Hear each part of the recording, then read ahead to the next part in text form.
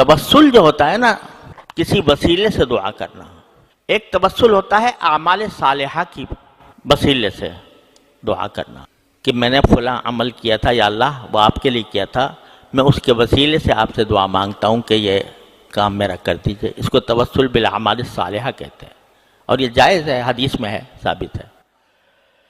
اور ایک تبسل یہ ہے کہ میرے پاس اور تو کچھ ہے نہیں، کوئی عمل میرے پاس نہیں ہے، لیکن مجھے آپ کے فلاں مقرب بندے سے محبت ہے، اس محبت کا واسطہ دے کر آپ سے مانگتا ہوں.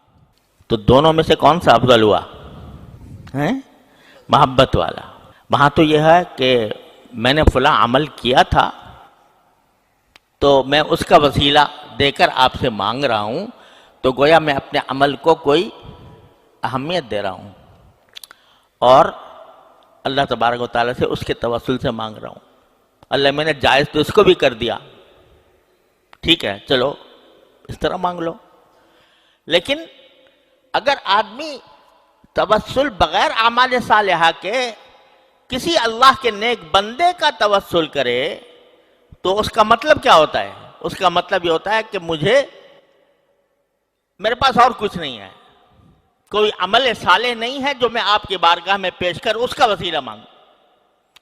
میرے پاس تو اتنا ہے کہ فلاں بزرگ جو آپ کے مقرب بندے ہیں ان کی محبت ہے مجھے حاصل، تو اس محبت کا بس واسطہ دیتا ہوں.